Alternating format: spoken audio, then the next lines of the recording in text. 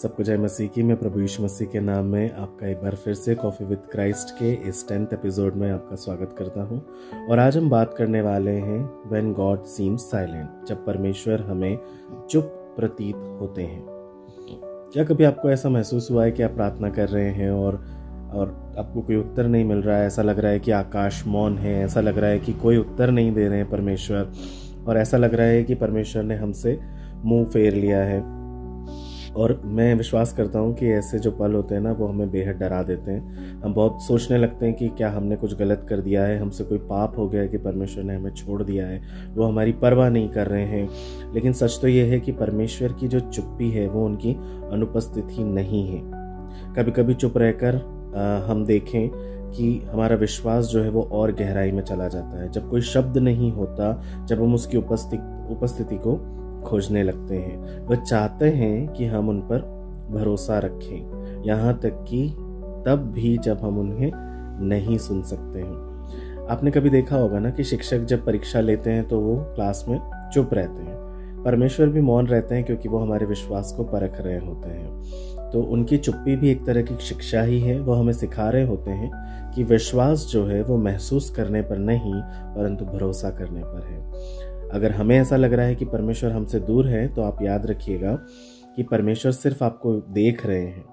वो ये जानने के लिए आपको देख रहे हैं कि जब हम नहीं दिखेंगे या जब हम नहीं होंगे, तब भी क्या आप उन पर भरोसा करेंगे? भजन संहिता उसका 46वां अध्याय और 10वां वचन ये कहता है कि चुप रहो और जान लो कि मैं ही परमेश्वर हूँ।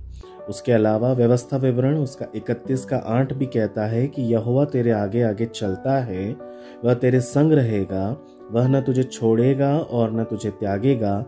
मत डर और तेरा मन कच्चा न हो। मैं आपसे यही बोलूंगा कि परमेश्वर अगर चुप हैं तो उस समय आप क्या करेंगे? क्या आप शिकायत करेंगे या आप उस पर भरोसा रखेंगे? मैं जल्दी से 5 लाइनें बताता हूं आपको, और उन 5 बातों को आपको स्मरण रखना है अपने जीवन में, ताकि आप कभी भी विश्वास में ना डिगे। पहली बात, जब परमेश्वर चुप होते हैं तब वह आपकी आत्मा से बात कर रहे होते हैं। उनकी चुप्पी कोई सजा नहीं है, परंतु आपकी तैयारी है। तीसरी बात, आप नहीं सुन पा रहे, इसका अर्थ ये नहीं है कि परमेश्वर नहीं बोल रहे। चौथी बात, विश्वास तब सच्चा होता है जब सुनाई कुछ न दे, परंतु भरोसा सब पर होता है।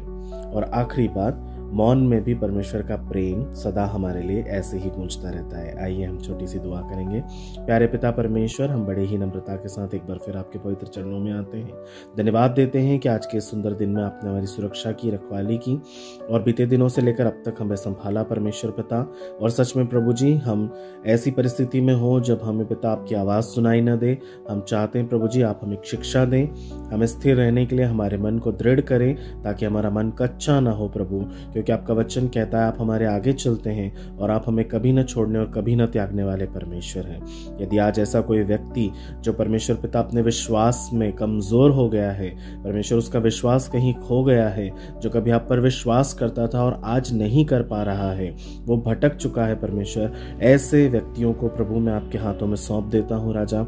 उनका विश्वास फिर से दृढ़ हो जाने पाए, आपकी सी आवाज़ उसको सुनाई दे प्रभु। आप उनके मनों में, उनकी आत्मा में उनसे बातचीत करें खुदावंद, और उनके विश्वास को फिर से अटल कर दे राजा।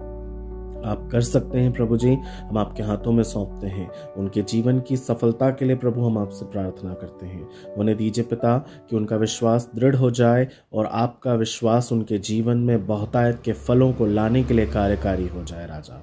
आपने ऐसा कर दिया है, उसके लिए धन्यवाद देते हैं। सारा आदर, मान, महिमा, इज्जत, गौरव और जलाल फिर से आपको देते हुए इस विनती को हमारे प्यारे परमेश्वर प्रभु यीशु मसीह के नाम से हम मांगते हैं। दया करके सुनिए और ग्रहण कीजिए। आमीन। मैं विश्वास करता हूँ कि परमेश्वर आपके जीवन में ज़रूर अद्भुत काम करेंगे और आपको फिर से विश्वास में अटल करेंगे। प्रभु आपको आशीष दे। जय मसीह की।